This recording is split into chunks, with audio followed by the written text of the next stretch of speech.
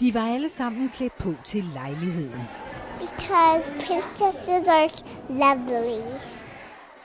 Hun har sådan set glædet sig fra i går af, og så i dag så var hun ikke helt sikker på, at hun ville komme. Men det ville hun alligevel, da kronprinsesse Mary besøgte et såkaldt playspace, en New Yorker specialitet, en slags legestue for både børn og deres forældre. De voksne skal være med. Prinsesse Mary, hvad synes de om konceptet her? Det er faktisk en rigtig interessant og meget klog koncept, må jeg sige. Og jeg kan rigtig godt lide det, fordi man kommer ikke bare for læderbørn, man bliver med sine børn her og nyder faciliteter. Så det er en rigtig spændende og interessant koncept.